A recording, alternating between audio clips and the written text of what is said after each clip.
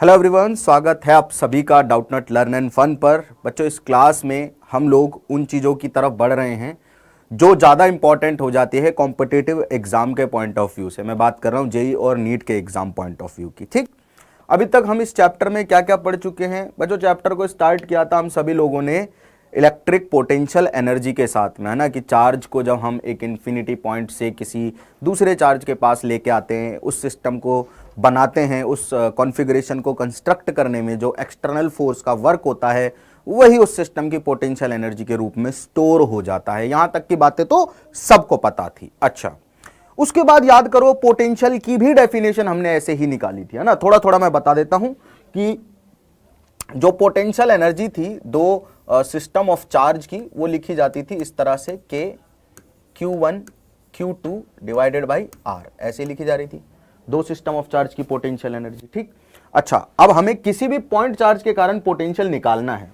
Let's say हमारे पास यहाँ एक पॉजिटिव चार्ज Q रखा हुआ है और इस चार्ज से R दूरी पे ये कोई पॉइंट P है, यहाँ पे हमें पोटेंशियल निकालना है। तो वो आ रहा था KQ बाई R, लेकिन आ क्यों रहा था ये सोचो भाई। इन्फिनिटी से हम कोई क्या लेके आ रहे थे बच्चों? एक टेस्ट चार्ज को लेके आ रहे थे और उस टेस्ट चार्ज Q0 के ऊपर हम एक्सटर्नल फोर्स लगा के कुछ वर्क कर रहे थे। और ये वर्क ऐसे कर रहे थे कि काइनेटिक एनर्जी इसकी चेंज ना हो, मतलब इसको रेस्ट से रेस्ट पे ले जा रहे थे। काइनेटिक एनर्जी चेंज ना होने का रीजन क्या था कि भाई हम जब इस चार्ज को लेके आ रहे हैं, जो भी एक्सटर्नल फोर्स वर्क कर रहा है वो वर्क इसकी पोटेंशियल एनर्जी में जाना चाहिए, काइनेटिक एनर्जी में नहीं जाना चाहिए। ठीक है, तो जो work done per unit charge था, जो work done per unit charge था, क्या वही दो पॉइंट के बीच का पोटेंशियल का डिफरेंस था? अब इन्फिनिटी का हमने पोटेंशियल जो है जीरो माना हुआ है, तो बेसिकली हमें इस पॉइंट का पोटेंशियल मिल गया था। ठीक है, या मैं ऐसा कह सकता हूं, उल्टे तरीके से देखूं इस चीज को, कि मान लीजिए आपके पास में दो पॉइंट है, ये पॉइंट ए है, ये पॉइंट बी है। ठीक है, कोई चार्ज है जिसको हम एक्सटर्नल फोर्स लगा के, है ना, कोई चार्ज है जिसपे हम एक्सटर्नल फोर्स लगा के ए से बी में ले जा रहे हैं। ठीक है, तो एक्सटर्नल फोर्स कुछ वर्क कर रहा होगा, है ना, और ये work done per unit charge जो होगा, लेट्स से Q0 चार्ज को हम ले जा रहे हैं वर्क करके, तो ये work done per unit charge होगा, यही तो इन दोनों पॉइंट के पोटेंशियल के डिफरेंस के बराबर होगा, है ना। इसे हम पोटेंशियल डिफरेंस के नाम से जानते थे। ठीक है, समझ में आ गया होगा सभी लोगों को। ये सारी छोटी छोटी कहानी थी जो हम अभी तक पढ़ चुके हैं। ठीक समझ में आ गया सभी लोगों को? कोई डाउट नहीं होना चाहिए यहां तक। अगर आपको लगता है कि ये जो चीजें मैं लिखी है यहां पे, जो मैंने लिखी हैं, ये मैं क्यों लिख पा रहा हूं, तो इसके लिए अपने जो पिछले दो लेक्चर हुए हैं उनको बहुत अच्छे से आप लोगों को देख लेना चाहिए, है ना। इलेक्ट्रिक पोटेंशियल के क्वेश्चंस भी हमने किए हैं और इस लेक्चर में हम मोर ओवर क्वेश्चंस की ही ज्यादा बात करने वाले हैं, क्वेश्चंस की ज्यादा प्रैक्टिस करने वाले हैं, है ना। थ्योरी बहुत कम है इस लेक्चर में पढ़ने वाली, बट वो थ्योरी आगे बहुत काम आएगी। तो ये लेक्चर जो है ना, इसको ब्रिज लेक्चर समझो, मतलब पहले वाली इंफॉर्मेशन यूज होगी, लेकिन यहां जो इंफॉर्मेशन पढ़ेंगे हम वो आगे बहुत ज्यादा इंपॉर्टेंट हो जाएगी जब हम कंडक्टर्स पढ़ रहे होंगे। ठीक है, इस लेक्चर में हम बेसिकली इलेक्ट्रिक फील्ड और इलेक्ट्रिक पोटेंशियल का रिलेशन पढ़ने वाले हैं, साथ ही साथ डेरिवेटिव फॉर्म पढ़ने वाले हैं इलेक्ट्रिक फील्ड और इलेक्ट्रिक पोटेंशियल की, और बच्चों उसके साथ साथ फाइनली इक्विपोटेंशियल सरफेसेस, बड़ी इंपॉर्टेंट है, राइट, इक्विपोटेंशियल सरफेसेस। तो ये सारी की सारी कहानी आप लोगों को क्लियर हो गई होगी। ठीक, कि वर्क डन जो होता है पर यूनिट चार्ज, उसे हम लोग क्या कहते हैं, पोटेंशियल डिफरेंस के बराबर कहते हैं। अगर आपको वर्क डन निकालना है तो इस चार्ज को, जिस चार्ज को आपने मूव करवाया, दो पॉइंट के पोटेंशियल के डिफरेंस से मल्टीप्लाई कर दीजिए। अगर आपको एक्सटर्नल फोर्स का वर्क निकालना है, राइट, तो इस चार्ज को इधर मल्टीप्लाई कर दो, तो work done by external force क्या आ जाएगा, चार्ज जिसे आप मूव करवा रहे हो मल्टीप्लाइड बाय उन दोनों पॉइंट के बीच का पोटेंशियल डिफरेंस, जिन दो पॉइंट के बीच में वो चार्ज मूव कर रहा है। ठीक है, चलिए, तो बच्चों relation between electric field and electric potential heading डाल लीजिए फटाफट से। Relation between electric field and potential. Potential को V से दिखाते हैं, इलेक्ट्रिक फील्ड को E से दिखाते हैं। सभी लोगों को पता है कि इलेक्ट्रिक फील्ड वेक्टर क्वांटिटी है, तो उस पर मैंने तीर का निशान भी लगाया है। सभी को यह भी पता होना चाहिए कि इलेक्ट्रिक पोटेंशियल एक स्केलर क्वांटिटी है, तो उस पर मैंने तीर का निशान नहीं लगाया है, नहीं लगाया है ना। ठीक है, क्लियर है, चलो। अच्छा, मान लीजिए हम मतलब मैं अगेन सेम डेफिनेशन पे ही आ रहा हूं जो हमने अभी तक डिस्कस की है। मान लो बच्चों, सुनना ध्यान से, मान लो कि कोई दो पॉइंट हैं, ठीक है, ए और बी, ए और बी, ठीक है। अच्छा, वही मैं सेम कहानी करने जा रहा हूं। मैं एक पॉइंट चार्ज है Q, ठीक है, उस Q चार्ज को मैं लेके जा रहा हूं A से B पे एक्सटर्नल फोर्स लगा के। क्या कर रहा हूं बच्चों? Q चार्ज को मैं लेके जा रहा हूं एक्सटर्नल फोर्स लगा के, कहां? A से B पे, ठीक है, क्लियर है। तो मुझे कुछ इलेक्ट्रिक फील्ड के अगेंस्ट काम करना होगा, क्योंकि ये जो वर्क करते हैं ना हम लोग, ये कंजर्वेटिव फोर्स के अगेंस्ट किया गया वर्क होता है। ये जो हम वर्क करते हैं ये कंजर्वेटिव फोर्स के अगेंस्ट किया गया वर्क होता है। ये बात तो मानते हो ना भाई? किसके अगेंस्ट किया गया वर्क होता है? कंजर्वेटिव फोर्स के अगेंस्ट किया गया वर्क होता है, ठीक है। अच्छा, अगर मैं कहूं कि यहां इलेक्ट्रिक फील्ड है E, तो आप कह सकते हो कि फोर्स जो लगा रहा होगा, फोर्स जो लगा रहा होगा, कौन लगा रहा होगा फोर्स? इलेक्ट्रिक फील्ड लगा रहा होगा। ऑब्वियस सी बात है, जब यहां पे इलेक्ट्रिक फील्ड है E, तो फोर्स जो लग रहा होगा इस Q चार्ज पे वो होगा QE। लग रहा होगा क्या? अरे लग रहा होगा क्या? ठीक है, चलो हम एक्सटर्नल फोर्स भी छोड़ो, आप ये मान लो कि यहाँ इलेक्ट्रिक फील्ड है इस जगह पे, ठीक है ना, उसका मैग्नीट्यूड है E। इलेक्ट्रिक फील्ड है उसका मैग्नीट्यूड है E, तो इस Q चार्ज पे फोर्स लग रहा होगा QE। अगर कहीं पे इलेक्ट्रिक फील्ड आपको पता है E है, वहां कोई चार्ज रखा हुआ है, तो उस चार्ज पे फोर्स लग रहा होगा QE। तो ये फोर्स जो है कूलम फोर्स, इलेक्ट्रिक फोर्स है ना, कंजर्वेटिव फोर्स है, this is equals to QE। अगर मैं इस चार्ज को छोटा सा dr डिस्प्लेसमेंट देता हूं, कितना डिस्प्लेसमेंट देता हूं? dr, तो work done by electric force जो आएगा, work done by electric force जो आएगा, या इलेक्ट्रिक फील्ड मान लो आप लोग, फील्ड भी मान लो फोर्स भी मान लो, एक ही चीज है, फील्ड का ही फोर्स है ये, ठीक है, वो आ जाएगा W is equals to F dot dr, ठीक है ना, फोर्स मल्टीप्लाइड बाय डिस्प्लेसमेंट, ठीक है। अच्छा, अगर मैं फोर्स को लिखना चाहूं तो वो आ जाएगा QE इंटू dr, ठीक है, यही आएगा क्या? यही आएगा क्या? QE इंटू dr, F की वैल्यू QE है, ठीक है, इसको लिख दिया मैंने dr, ठीक।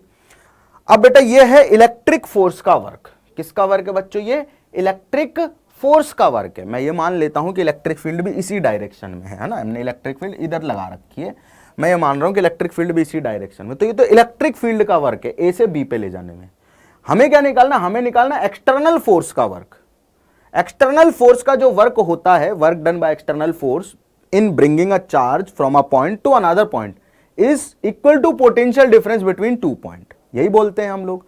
हम क्या बोलते हैं? हम ये बोलते हैं कि work done by external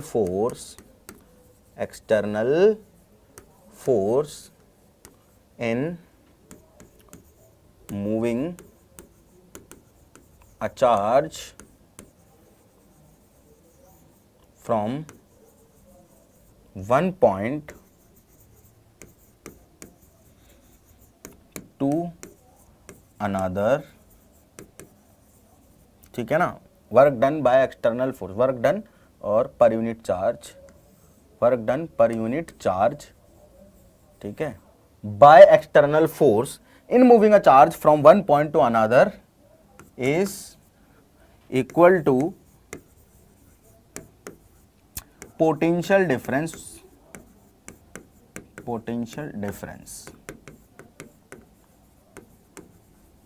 of two point।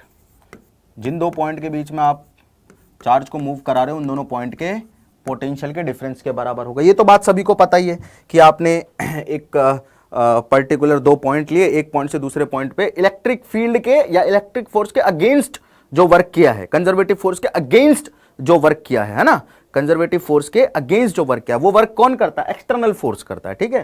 तो एक्सटर्नल फोर्स का जो वर्क होगा, ठीक है, एक्सटर्नल फोर्स का जो वर्क होगा वो कंजर्वेटिव फोर्स के वर्क के अगेंस्ट होगा, सिंपल सी बात है। तो माइनस W के बराबर कर दे तो माइनस QE dr आ जाएगा, ठीक है, क्लियर है?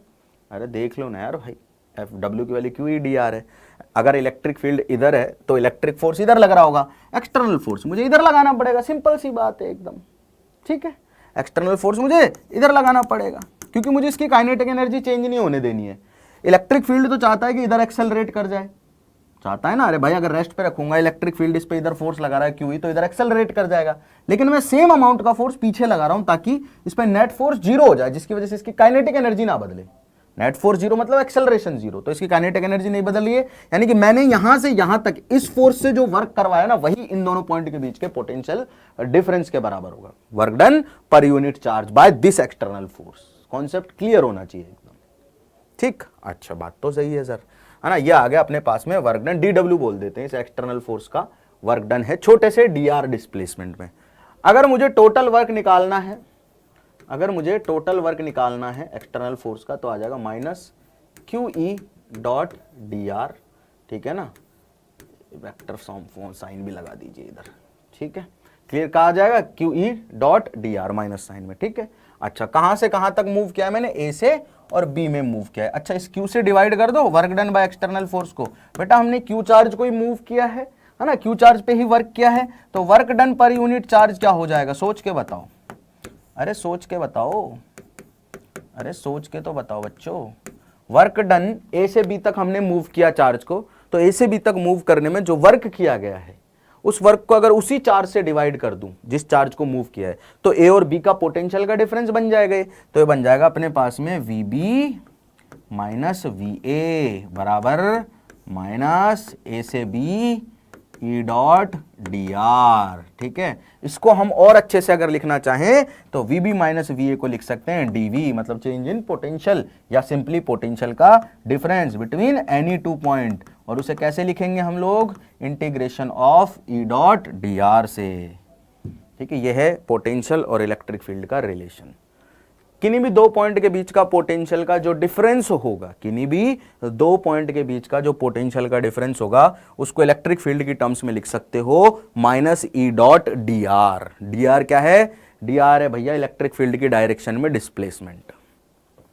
सिंपल है एकदम, ठीक है क्या, ठीक है क्या यहां तक, अरे ठीक है क्या यहां तक, कोई दिक्कत, कोई समस्या, कोई परेशानी, कोई तकलीफ, ठीक। आगे कंडक्टर्स में बहुत काम आने वाली हैं सारी की सारी चीज़ें, इसलिए बहुत अच्छे से हम इनको अभी एक बार पढ़ लेते हैं। और जैसे हम ये चीज़ें पढ़ रहे हैं इनके ऊपर हमें क्वेश्चंस भी बहुत सारे ही करने पड़ेंगे, प्रैक्टिस तो बहुत सारे क्वेश्चन करने पड़ेंगे, ठीक है।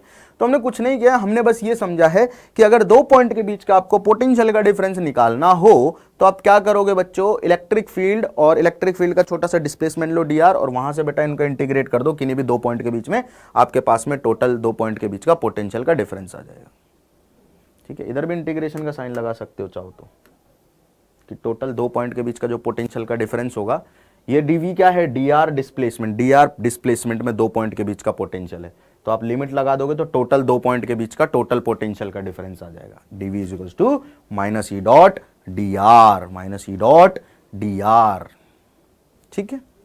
क्लियर है यहां तक, कोई दिक्कत नहीं, कोई समस्या नहीं, कोई परेशानी नहीं, होनी भी नहीं चाहिए, होनी चाहिए क्या, नहीं होनी चाहिए, सिंपल सी बात है। अच्छा, अब बच्चों एक छोटी सी चीज और समझते हैं हम लोग, कि हमने अभी अभी ये डिस्प्ले एक छोटा सा रिलेशन निकाला कि डीवी जो होगा, ठीक है ना, वो आएगा minus integration of E dot D are के, ठीक है।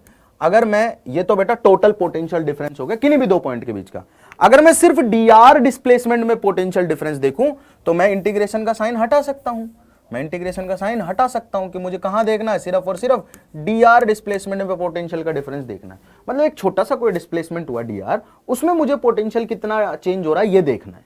एक छोटा सा, मतलब कि इलेक्ट्रिक फील्ड की डायरेक्शन में एक छोटा सा डिस्प्लेसमेंट हुआ डीआर, उस छोटे से लाइन लेंथ में या छोटे से डिस्प्लेसमेंट डीआर में पोटेंशियल का चेंज देखना है, तो मैं डायरेक्ट क्या कर सकता हूं, ई और डीआर का डॉट कर सकता हूं। अच्छा, टोटल मुझे एक ओवर द लेंथ देखना हो तो मैं इंटीग्रेशन का यूज कर लूंगा, वो तो सबको ही पता है, इतनी एडिशन तो सबको आती है, ठीक है। इतना मैथ्स तो अब सबको आता होगा 12वीं क्लास में, ठीक है। चलो जी, यहां तक की बात तो थोड़ी थोड़ी हमें समझ में आने लग गई है, ठीक है। तो ये दो पॉइंट के बीच का हमारे पास में पोटेंशियल डिफरेंस आ गया। अच्छा, इसको ऐसे लिख सकते हैं क्या, D V is equals to minus E D R cos theta, ऐसे लिख सकते हैं क्या। अच्छा, इसको ऐसे भी लिख सकते हैं क्या, D V is equals to minus E cos theta, ठीक है, और डी आर को मैं नीचे ले आया, डी आर, ठीक है, ऐसे लिख सकते हैं क्या, अरे लिख सकते हैं क्या, अरे लिख सकते हैं क्या, ठीक है। क्लियर है, क्लियर है, क्लियर है ना एकदम बिल्कुल सभी लोगों को। अच्छा, इसका मतलब क्या है कि डीवी बाई डी आर की पर यूनिट लेंथ जो चेंज इन पोटेंशियल आ रहा है, जब आप मूव करोगे तो चेंज इन पोटेंशियल जो आ रहा है, ठीक है, वो आ रहा है ई कॉस थीटा के बराबर, वो आ रहा है ई कॉस थीटा के बराबर। अगर थीटा को मैं जीरो कर दूं तो मतलब इलेक्ट्रिक फील्ड की डायरेक्शन की बात हो रही है, मतलब मान लो कि इलेक्ट्रिक फील्ड इस डायरेक्शन में है ई, ठीक है, और पार्टिकल आपका कहीं इस डायरेक्शन का लॉन्ग मूव कर रहा है, दोनों के बीच का एंगल है थीटा, ठीक है, ये डी आर इस डायरेक्शन में है, ठीक है, क्लियर है यहां तक की बात? ओके जी। अच्छा, ई का जो कंपोनेंट आएगा अलोंग डी आर, क्या वो ई कॉस थीटा ही आएगा? क्या वो ई कॉस थीटा ही आएगा? आएगा ना अलोंग डी आर, है ना? अरे आएगा कि नहीं आएगा बच्चों? सिंपल है बिल्कुल, ये तो नहीं है क्या? कंपोनेंट जो आएगा ई का इधर ई कॉस थीटा ही आएगा क्या? ठीक है, यहां तक की तो बात समझ में आ रही सभी को? चलो जी, बहुत बढ़िया है। अगर मैं मान लीजिए कि थीटा को जीरो कर दूं, थीटा को जीरो कर दूं मतलब डी आर और ए की सेम ही डायरेक्शन में हो जाए।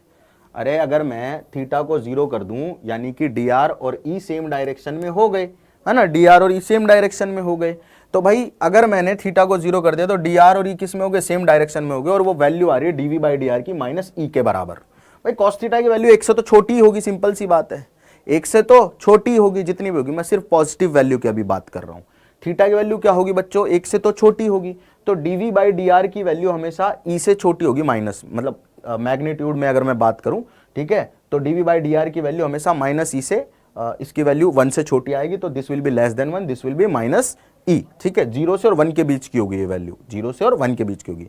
अच्छा, अगर dv बाई डी आर को मैं कोई रेट देना चाहूं कि भाई ये एक रेट है change in potential per unit length, कि आप इतना चले तो पोटेंशियल इतना चेंज हुआ है, ठीक है, तो वो तब सबसे ज्यादा चेंज होगा जब इलेक्ट्रिक फील्ड की डायरेक्शन में मूव करोगे। क्यों? क्योंकि थीटा के जीरो होने का मतलब है we are moving in the direction of electric field. Theta के जीरो होने का मतलब क्या है बच्चों? थीटा के जीरो होने का मतलब है कि we are moving in the direction of electric field. आप थीटा को जीरो कर दीजिए, ठीक है, थीटा को जीरो करते के साथ ही मतलब पता चलेगा कि ई और डी आर दोनों के दोनों कहां हो रहे हैं बेटा? सेम डिस्प्लेसमेंट हो रहे हैं, सेम डायरेक्शन में, और उस पे कॉस की वैल्यू मैक्सिमम आती है ना, यहां मैक्सिमम आएगी, आगे साइन नेगेटिव लगा हुआ है, मतलब ये वैल्यू सबसे ज्यादा नेगेटिव होगी किस टाइम पे? जब थीटा जीरो है। तो लिख लीजिए लाइन कि electric potential change decreases the most in direction of electric field. Electric potential decreases the most in direction of electric field. Electric potential decreases the most in direction of electric field. ठीक है, यहां तक की बात समझ में आ गई सभी लोगों को, है ना? बिल्कुल एकदम सिंपल, एकदम बिल्कुल सिंपल कहानी है कि इलेक्ट्रिक फील्ड सबसे ज्यादा किस डायरेक्शन में घटेगा, सॉरी पोटेंशियल किस डायरेक्शन में घटेगा सबसे ज्यादा? जिस डायरेक्शन में इलेक्ट्रिक फील्ड है। इलेक्ट्रिक फील्ड की डायरेक्शन में जाओगे तो पोटेंशियल हमेशा डिक्रीज होगा, डिक्रीज होगा, डिक्रीज होगा। इलेक्ट्रिक फील्ड की डायरेक्शन में जाने पर पोटेंशियल डिक्रीज होगा, इलेक्ट्रिक फील्ड की डायरेक्शन में जाओगे तो पोटेंशियल डिक्रीज होगा। बच्चों ऐसे पूछ लिया जाएगा कि दो पॉइंट है आपके पास में, एक एरा P, एक एरा Q। अच्छा, अब इलेक्ट्रिक फील्ड की डायरेक्शन इधर है, तो भाई जैसे जैसे जाऊंगा पोटेंशियल घटेगा, इधर कम होगा, इधर ज्यादा होगा, खत्म बात। इस पंक्ति का मतलब ये है और कुछ नहीं है। इलेक्ट्रिक फील्ड की डायरेक्शन में जाने पर इलेक्ट्रिक पोटेंशियल जो होता है वो डिक्रीज करता है। नोट कर रहे हो ना साथ में? होप ये चीजें आपको समझ में आ रही हैं, आ रही है बढ़िया से, कोई दिक्कत नहीं, ठीक है ना? अच्छा, अब हम इलेक्ट्रिक फील्ड भी निकाल सकते हैं। अगर बात करूं इसी रिलेशन को आगे कैरी करने की, तो इलेक्ट्रिक फील्ड वेक्टर जो आएगा बच्चों वो आ जाएगा अपने पास में del V by del R, ठीक है ना? ऐसे निकाल सकते हैं इलेक्ट्रिक फील्ड को। डेल क्या है बेटा? पार्शियल, क्या है बच्चों? डेल पार्शियल डिफरेंशिएशन है। पार्शियल डिफरेंशिएशन कैसे करते हैं वो सिखा दूंगा अभी, ठीक है ना? क्लियर है, एकदम सिंपल है, बिल्कुल सेट कहानी है। अब इसी के ऊपर कुछ एग्जांपल्स कर लेते हैं, और एग्जांपल्स करने से पहले हम लोग थोड़े थोड़े जो बेसिक बोल सकते हैं इलेक्ट्रिक पोटेंशियल और इक्विपोटेंशियल सरफेस है उनके बारे में चर्चा कर लेते हैं, ठीक है? क्लियर है यहाँ तक की बात? इलेक्ट्रिक फील्ड का और पोटेंशियल का अपने पास में क्या आ गया भाई? अपने पास में एक रिलेशन आ गया। अच्छा, मान लो पोटेंशियल जो है एक्स वाई जेड का फंक्शन दिया हुआ है। अगर पोटेंशियल हमें एक्स वाई जेड का फंक्शन दिया हुआ है, मतलब लेट्स से कि electric potential is a function of X and Y and Z, ऐसा होगा भी कई बार होगा ऐसा, ठीक है? तो हम क्या करेंगे, इलेक्ट्रिक फील्ड कैसे निकालेंगे भाई? इलेक्ट्रिक फील्ड हम लोग निकालेंगे, सुनना जरा ध्यान से, डेल, अच्छा माइनस भी आएगा ना, इधर माइनस साइन भी था ना, minus del V by del X minus del V by del Y minus del V by del Z. मतलब अगर पोटेंशियल एक्स वाई जेड का फंक्शन है, अगर पोटेंशियल एक्स वाई जेड का फंक्शन है तो हम क्या करेंगे, पहले पोटेंशियल का एक्स के रेट में रेस्पेक्ट में डिफरेंशिएशन करेंगे, वाई जेड को कांस्टेंट मानेंगे, फिर y के रिस्पेक्ट में करेंगे एक्स जेड को कांस्टेंट मानेंगे, फिर y के जेड के रिस्पेक्ट में करेंगे तो एक्स वाई को कांस्टेंट मानेंगे। पोटेंशियल का हमें क्या करना है, डिफरेंशिएशन करना पार्शियली। पार्शियली का मतलब ये कि अगर आपको पोटेंशियल एक्स वाई जेड तीनों का फंक्शन दे रखा है, हो सकता है स्पेस में इलेक्ट्रिक फील्ड हो तीनों डायरेक्शन में, अगर आपको पोटेंशियल एक्स वाई जेड का फंक्शन दे रखा है तो पहले पोटेंशियल का एक्स के रिस्पेक्ट में करो, वाई जेड को कांस्टेंट मान लो, फिर y के रिस्पेक्ट में करो एक्स जेड को कांस्टेंट मान लो, फिर z के रिस्पेक्ट में करो एक्स वाई को कांस्टेंट मान लो। बस यही, इतना ही करना है। Electric field is this only then. ठीक है, क्लियर है यहां तक सभी लोगों को?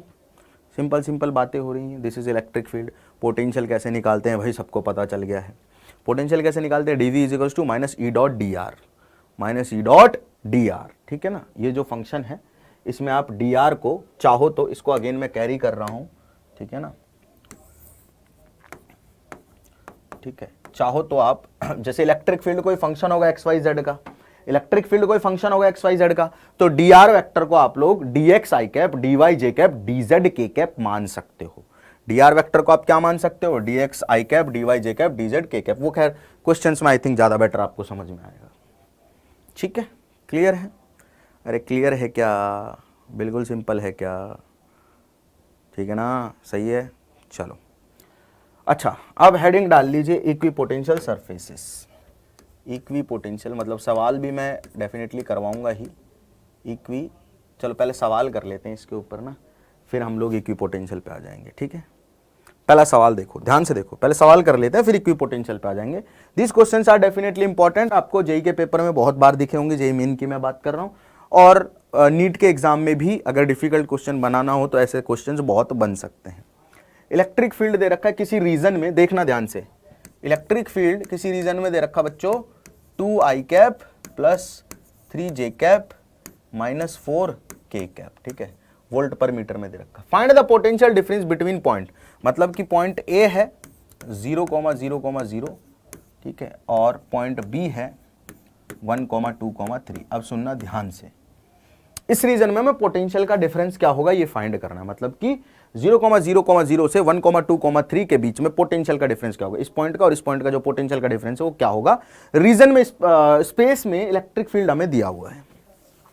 सबसे पहले मुझे ये बताएंगे आप लोग कि क्या इलेक्ट्रिक फील्ड कांस्टेंट है, क्या इलेक्ट्रिक फील्ड कांस्टेंट है, क्या इलेक्ट्रिक फील्ड कांस्टेंट है बच्चों, क्या इलेक्ट्रिक फील्ड कांस्टेंट है?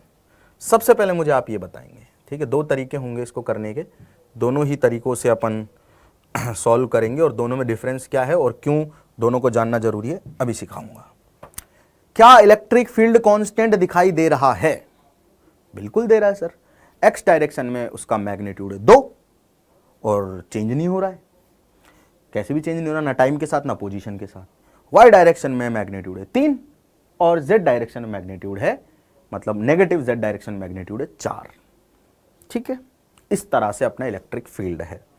अच्छा, अगर मैं इनिशियल पॉइंट और फाइनल पॉइंट के बीच का, मतलब ये डी आर वेक्टर तो होता है कि भाई दो छोटे से डिस्प्लेसमेंट होता है ना, जब एक छोटा सा डिस्प्लेसमेंट होता है, उस छोटे से डिस्प्लेसमेंट में जो पोजीशन चेंज होती है एक्स वाई जेड, है ना, वो होता है डी आर वेक्टर। ठीक है, अच्छा, डी आर वेक्टर को हम हमेशा, चाहे कुछ भी हो, हमेशा डी आर वेक्टर जो है उसको हमेशा डी एक्स आई कैप, डी वाई जे कैप और डी जेड के कैप मानेंगे कि जब आपने, मतलब जब पार्टिकल का नेट डिस्प्लेसमेंट डी आर हुआ, जब पार्टिकल का नेट डिस्प्लेसमेंट डी आर हुआ तो उस समय पार्टिकल ने एक्स डायरेक्शन में डिस्प्लेसमेंट लिया डी एक्स, वाई में लिया डी वाई और जेड में लिया डी जेड।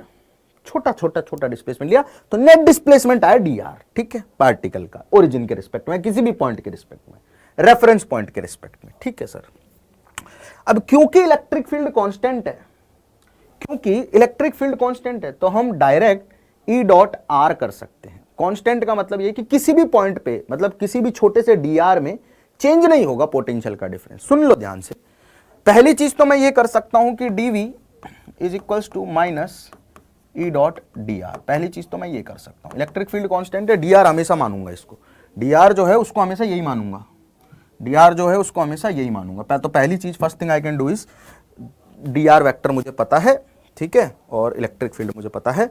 मैं सीधा सीधा निकालना स्टार्ट करता हूँ। क्या निकालना स्टार्ट करता हूँ बच्चों? मैं पोटेंशियल का डिफरेंस निकालना स्टार्ट करता हूँ। ठीक है सर, तो मैंने यहाँ dv लिखा, ठीक है, माइनस लिखा। इलेक्ट्रिक फील्ड क्या है बच्चों?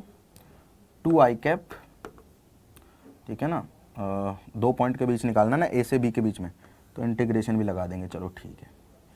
2i cap plus 3j cap minus 4k cap, ठीक है, ये तो हो गया अपना E। अब इसका लेना dr के साथ डॉट, डॉट करा dr, dr क्या है? ये रहा dx i cap plus dy j cap plus dz k cap, ठीक है, ठीक है। अब हम सबको पता है कि i का i से डॉट, j का j से डॉट और k का k से डॉट 1 होता है, तो वी विल राइट dv इन दोनों पॉइंट के बीच में will be equals to minus i का i से डॉट ले लो तो आ रहा है अपने पास में 2dx प्लस, ये माइनस बाहर है, 3 का dy से डॉट ले लो तो 3dy, j का j से डॉट लिया, k का k से ले लो तो माइनस 4dz, ठीक है ना। तो ये आ रहा अपने पास में, ठीक है। कहाँ से का इंटीग्रेट करना है? a से b में, ठीक है। लिमिट रखेंगे, बिल्कुल रखेंगे सर। तो 2 पॉइंट के बीच का पोटेंशियल डिफरेंस आ जाएगा let's say delta v। Limit रखेंगे तो x में x की रख दो। x में कहाँ से चेंज हो रहा है? देखो a से गया है b पे, तो x में कितना चेंज हुआ है? 0 से 1, लोअर लिमिट 0 अपर लिमिट 1, फिर 0 से 2, lower limit 0 upper limit 2 y में, और z में 0 से 3, तो lower limit 0 final upper limit 3। तो लिख दो minus sign as it is, ठीक है ना। तो 2 का dx के साथ में डिफरेंस इंटीग्रेशन करेंगे तो हो जाएगा 2x, और लिमिट आ जाएगी 0 से 1, x में 0 से 1 चेंज हुआ है, प्लस 3 का dy के रिस्पेक्ट में डिफरेंस इंटीग्रेशन करेंगे तो dy का y होता है बेटा, सिंपल सी बात है ना। तो आ जाएगा y, कहाँ से कहाँ चेंज हुआ? 0 से 2, और साथ में माइनस 4 dz का z आ जाएगा, और इंटीग्रेशन लिमिट चेंज हुई 0 से 3, ठीक है। वैल्यूज पुट कर दो, ये आ जाएगा माइनस 0, तो बेटा रखोगे लोअर लिमिट तो 0 रहेगा, तो ये आ जाएगा 2 प्लस 6 माइनस 12, ठीक है। तो ये आ रहा है माइनस 12 में से 8 गए तो माइनस 4, तो ये आ रहा प्लस 4। डेल्टा वी की वैल्यू हो रही 4 वोल्ट। ये आ गया अपने पास में पोटेंशियल का डिफरेंस। क्या आ गया बच्चों? पोटेंशियल का डिफरेंस। सुनो ध्यान से, इलेक्ट्रिक फील्ड था, तो हमें जब भी 2 पॉइंट के बीच का पोटेंशियल का डिफरेंस निकालना होगा तो हम लिखेंगे dv बराबर minus E dot D are, और लिमिट लगा देंगे जिस पॉइंट से जिस पॉइंट तक चेंज हो रहा है डी आर।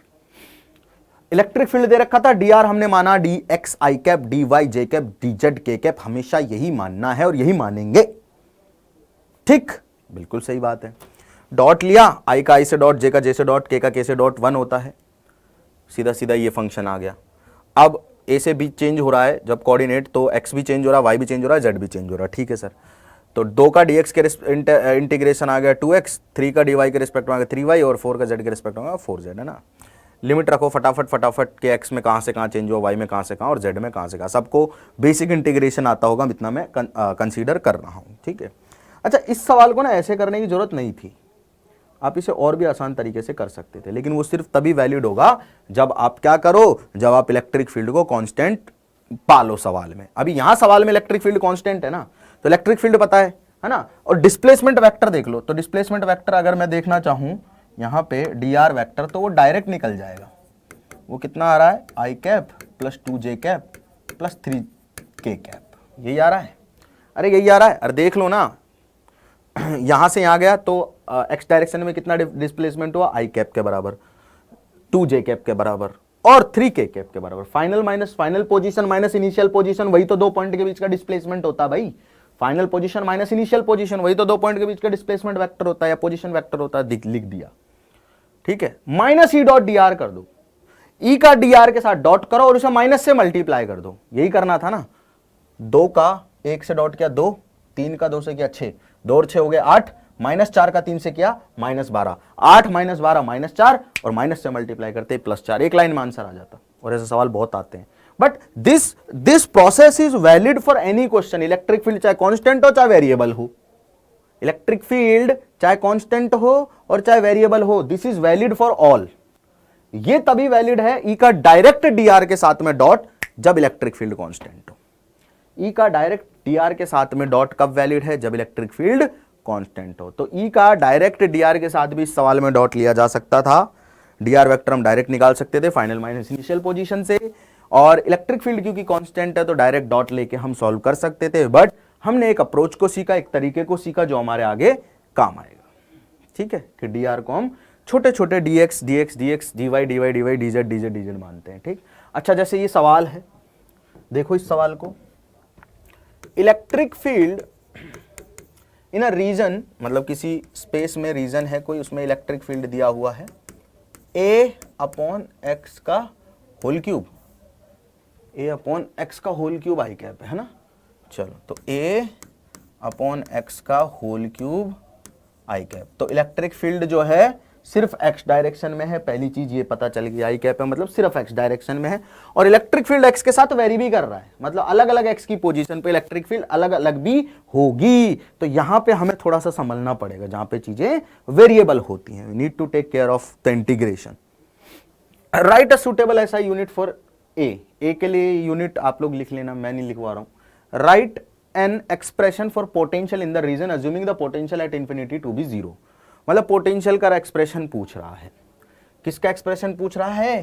पोटेंशियल का एक्सप्रेशन पूछ रहा है। क्या होगा बेटा, पोटेंशियल क्या होता है?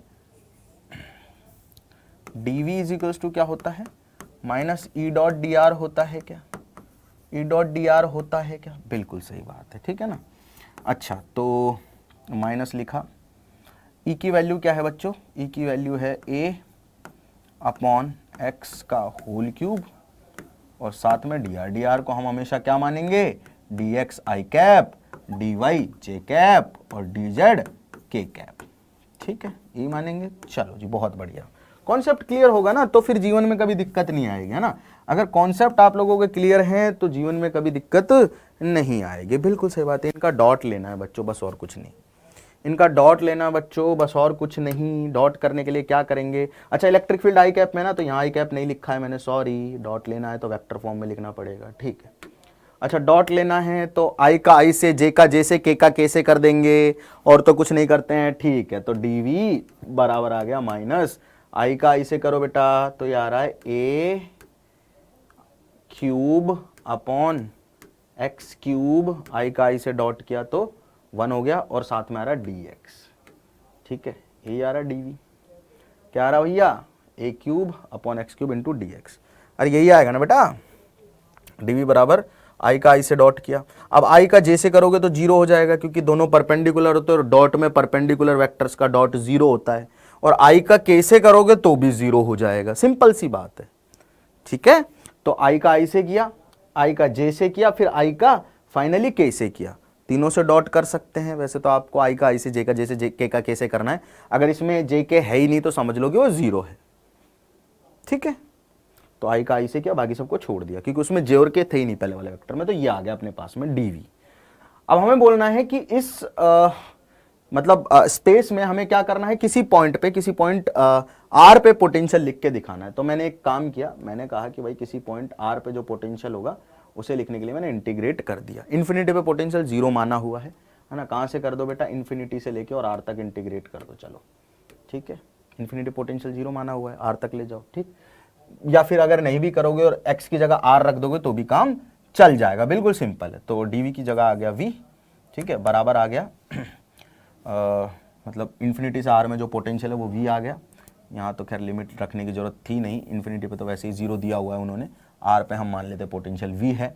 और ये आ जाएगा अपने पास में ए क्यूब माइनस का, ठीक है, D x upon x square. तो भाई sorry, D x upon X cube, इसका इंटीग्रेशन क्या होगा? देखो ऊपर जाएगा तो माइनस एक्स की पावर 3 हो जाएगा, देखो ना ऐसे हो जाएगा ये, माइनस ए क्यूब एक्स की पावर माइनस 3 डी एक्स, है ना। ऐसा हो गया कुछ सिस्टम। अच्छा, पावर 1 बढ़ा दो और उसी पावर से डिवाइड कर दो, तो एक्स की पावर -3 है, एक पावर बढ़ा दो, ठीक है ना, और जो पावर है उसी से डिवाइड कर दो। ऐसा ही होता है क्या? अरे ऐसे ही होता है क्या? पावर 1 बढ़ा दो और उसी पावर से डिवाइड कर दो, है ना। ये बढ़ाई तो -2 आ गया, उसी से डिवाइड कर दिया। अच्छा, इस -2 को नीचे लाओगे बच्चों, इस -2 को नीचे लाओगे पावर को, तो एक्स स्क्वायर बन जाएगा ये, और साथ में -2 है ही, तो ये बन जाएगा -2 एक्स स्क्वायर। ये माइनस से माइनस कट गया, तो ए क्यूब अपॉन 2 एक्स स्क्वायर, मतलब किसी भी एक्स दूरी पे पोटेंशियल जो होगा ऐसे निकाला जाएगा, ए क्यूब अपॉन 2 एक्स स्क्वायर। ए क्यूब अपॉन 2x², ऐसे निकाला जाए किसी भी x दूरी पे पोटेंशियल। ठीक है, ठीक है क्या? x की जगह r भी रख सकते हो, कोई दिक्कत नहीं, मुझे कोई समस्या नहीं है, आपको समझ में आना चाहिए बस क्या हो रहा है। बेटा ये मतलब वन ऑफ द इंडिया की जो प्रीमियम इंस्टीट्यूट्स है उनका कंटेंट आपको मिल रहा है, ये मान के चलो आप। ठीक है, चर्चा करते रहेंगे आगे भी। चलो जी, पोटेंशियल दे रखा है, इस बार इलेक्ट्रिक फील्ड बताना है। ओए होए होए, ये भी तो आना चाहिए ना कि V दे दे और E पूछ ले। 5 मल्टीप्लाई कर रहा हूं x² प्लस 5xy। तो देखो x और y का, xy z का नहीं है इस बार, x और y का फंक्शन है। मैंने बताया था ना v can be a function of xy z anything, लेकिन यहाँ पे xy z का नहीं है, x और y का ही है सिर्फ। ठीक है, इलेक्ट्रिक फील्ड बतानी है इस पॉइंट पे। ओए होए होए, E क्या होता है बच्चों? क्या बताया था electric field? Minus del V by del X minus del V by del Y minus del V by del Z.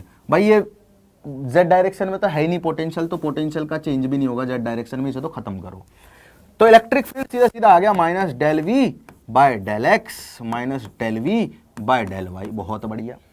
तो इलेक्ट्रिक फील्ड का अपने पास निकल के आएगा बेटा, जो एक्सप्रेशन निकल के आएगा, ठीक है, minus del by del X, ठीक है, 5x², ठीक, और minus del by del X, sorry del by del Y. अच्छा ठीक है, मैं समझाता हूं अब क्या होगा, सुनना जरा ध्यान से। एक बार v का x के रिस्पेक्ट में डिफरेंशिएशन करना है, x को वेरिएबल मानेंगे, y z जो कुछ भी होगा उसको कांस्टेंट मान लेंगे, मतलब minus del by del X और v रख दो पूरा। ठीक है, minus del by del Y, फिर v रख दो पूरा। ठीक है, क्लियर है? चलो सुनना आप ध्यान से बच्चों कि हमने इलेक्ट्रिक फील्ड जो है उसका एक्सप्रेशन लिखना है, del V by del X कर रहे हैं पहले। तो x को वेरिएबल मानना, बाकी सब जो नीचे लिखा हुआ उसी के रिस्पेक्ट में डिफरेंशिएशन करेंगे, उसी को वेरिएबल मानेंगे, बाकी सब कांस्टेंट। तो y कांस्टेंट है, मतलब पहले वाला एक्सप्रेशन y कांस्टेंट है, तो माइनस का साइन एज इट इज। अच्छा, x के रिस्पेक्ट में 5x² का डिफरेंशिएशन होगा, 10x कितना हो जाएगा बच्चों? 10x, और ये आ रहा अपने पास में प्लस y कांस्टेंट है तो y को एज इट इज रख दो, 5x का डिफरेंशिएशन हो जाएगा 5। क्या समझे? अरे जिसके रिस्पेक्ट में कर रहे हैं उसी को वेरिएबल मान रहे हैं, y जहां भी आ गया x के रिस्पेक्ट में तो y को कांस्टेंट मान लिया, तो कांस्टेंट मान के लगा दिया साथ में। ठीक, माइनस, अच्छा y के रिस्पेक्ट में करना है, बाकी सब कांस्टेंट, तो x कांस्टेंट हो गया इस वाले एक्सप्रेशन में, क्योंकि y के रिस्पेक्ट में डिफरेंशिएशन कर रहे हैं तो सिर्फ y वेरिएबल है, x कांस्टेंट है। अब y वेरिएबल है, सुन लो ध्यान से, क्या है बच्चों? y वेरिएबल है तो x कांस्टेंट है, तो 5 भी कांस्टेंट है, तो 5x² पूरा कांस्टेंट, कांस्टेंट का डिफरेंशिएशन आया 0। ठीक है, और अब अपन को क्या करना है? 5xy का करना है, तो 5x कांस्टेंट रहेगा, y का y के रिस्पेक्ट में 1 हो गया, बस खत्म बात। तो इलेक्ट्रिक फील्ड आ रहा है बच्चों अपने पास में minus 10x minus 5y minus 5x। किस पॉइंट में निकालना है? 1, -2 पे, तो 1, -2 रख दो, 1 -2 1 -10 प्लस 10 -5, 5 वोल्ट आ गया माइनस का, सॉरी 5 आ गया इलेक्ट्रिक फील्ड का नेगेटिव में वैल्यू। कितना आ गया? 5 आ गया नेगेटिव में वैल्यू। अरे 5 आ गया नेगेटिव में वैल्यू इलेक्ट्रिक फील्ड का। क्या आ गया इस पॉइंट पे इलेक्ट्रिक फील्ड का वैल्यू? नेगेटिव में 5। क्या आ गया बच्चों? इलेक्ट्रिक फील्ड का वैल्यू नेगेटिव में 5 आ गया, नेगेटिव में 5 आ गया, 5 आ गया, 5 आ गया, 5 आ गया सभी का 5। ठीक है, क्लियर है सभी लोगों को? ठीक है ना बच्चों?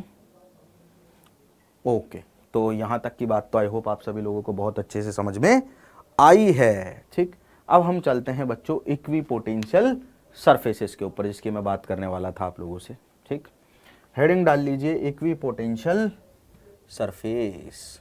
कुछ सवाल मैं आपको घर से करने के इक्वी लिए भी दूंगा।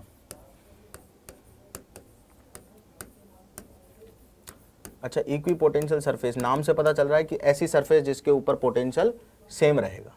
कौन सी सरफेस है? Surface at which potential will be same, surface at which potential will be same. ये ऐसी सरफेस है बच्चों, इक्विपोटेंशियल सरफेस, जिसपे जो पोटेंशियल रहेगा किसी भी पॉइंट पे वो सेम रहेगा। क्या रहेगा? सेम रहेगा। मतलब मान लो कोई सरफेस, हमने रैंडम सरफेस ली, ठीक है, और हम ये मान रहे हैं कि इस सरफेस पे हर एक पॉइंट पे पोटेंशियल सेम है। मतलब कोई सरफेस ली हमने, इस पॉइंट पे हर एक, इस सरफेस के हर एक पॉइंट पे पोटेंशियल सेम है, मतलब चेंज नहीं हो रहा पोटेंशियल, है ना। अब यहाँ से बहुत सारी इंपॉर्टेंट चीजें निकलेंगी। तो मतलब जो पोटेंशियल ए पॉइंट का है वही पोटेंशियल मान लेते हैं बी पॉइंट का भी है, ठीक है। मतलब इक्विपोटेंशियल कब होगी ये सरफेस? जब वी ए बराबर होगा वी बी के, मतलब कि ए पॉइंट का भी, बी पॉइंट का भी, और इसके किसी भी पॉइंट का पोटेंशियल जो है दूसरे किसी भी पॉइंट के बराबर रहेगा, उसे ही कहते हैं हम लोग इक्विपोटेंशियल सरफेस, ठीक है। ठीक है, मतलब अगर मैं वर्क करता हूं ए से बी पे ले जाने में किसी भी चार्ज को, क्या करता हूं बच्चों? वर्क करता हूं ए से बी पे ले जाने में किसी चार्ज को, तो वर्क आता था Q into V B minus V A, यही आता था क्या? अरे यार, Q डेल्टा वी। अगर आप वर्क कर रहे हो किसी चार्ज पे एक पॉइंट से दूसरे पॉइंट पे ले जाने में, तो वर्क क्या होता था भाई? वो होता था Q, जो चार्ज जिसे ले जा रहे हो, मल्टीप्लाइड बाय दोनों पॉइंट के पोटेंशियल का डिफरेंस। अब दोनों ही पॉइंट के पोटेंशियल बराबर है, तो वर्क डन आया 0। तो वर्क डन कितना आया बच्चों? 0 आया। आया कि नहीं आया? बिल्कुल सही बात है। तो इक्विपोटेंशियल सरफेस के किसी एक पॉइंट से दूसरे पॉइंट पे अगर कोई चार्ज मूव करता है तो वर्क नहीं करना पड़ता। कितना वर्क करना पड़ता है? 0 वर्क करना पड़ता है। कितना वर्क करना पड़ता है बच्चों? 0 वर्क करना पड़ता है, ठीक है। अच्छा, याद करो, अभी एक रिलेशन लिखा हुआ था, ये रहा, dv बाई डी आर बराबर ई कॉस थीटा, ठीक है, या minus dv by D are बराबर ई कॉस थीटा, ठीक है। क्लियर है? क्लियर है क्या? चलो बहुत बढ़िया। अच्छा, अगर आप यहां से यहां मूव करा रहे हो किसी चार्ज को, ठीक है, तो पोटेंशियल का चेंज तो 0 है। dr चाहे कितना भी हो, पोटेंशियल का चेंज तो 0 है। मतलब दिस होल क्वांटिटी इज 0, यानी कि ई कॉस थीटा इज 0। अगर ई कॉस थीटा 0 है, इलेक्ट्रिक फील्ड यहां हो सकती है, लेकिन भाई कॉस थीटा यहां पे 0 होगा। कॉस थीटा क्या होगा? यहां पे 0 होगा, विच मीन्स कि थीटा की वैल्यू होनी चाहिए 90। इसका मतलब क्या है? इसका मतलब यह है कि इलेक्ट्रिक फील्ड जो है वो dr वेक्टर के 90 डिग्री पे, अगर dr इस डायरेक्शन में है तो इलेक्ट्रिक फील्ड इस डायरेक्शन में होगा, जिससे हमें पता चलता है कि इलेक्ट्रिक फील्ड हमेशा परपेंडिकुलर होता है इक्विपोटेंशियल सरफेस के। यहां से क्या पता चलता है? Electric field is perpendicular to equipotential surface. Equipotential surface पे कोई भी पॉइंट हो, हमेशा इलेक्ट्रिक फील्ड उसके परपेंडिकुलर रहेगा। इक्विपोटेंशियल सरफेस पे कोई भी क्या हो बच्चों, पॉइंट हो, कोई भी एलिमेंट हो, इलेक्ट्रिक फील्ड हमेशा उसके परपेंडिकुलर रहेगा। तो 3 चीजें तो पता चल गई। इलेक्ट्रिक पोटेंशियल हर पॉइंट पे सेम होता है, तभी तो इक्विपोटेंशियल सरफेस नाम है। साथ ही साथ में वर्क नहीं करना पड़ता है एक पॉइंट से दूसरे पॉइंट पे चार्ज को मूव कराने में, in the condition of electrostatics. ये सारी चीजें इलेक्ट्रोस्टैटिक्स के रिस्पेक्ट में हो रही हैं, ठीक है, इलेक्ट्रोस्टैटिक्स के रेफरेंस पॉइंट पे बात हो रही है, ठीक है। और इलेक्ट्रिक फील्ड हमेशा परपेंडिकुलर होता है। किसके परपेंडिकुलर होता है बच्चों?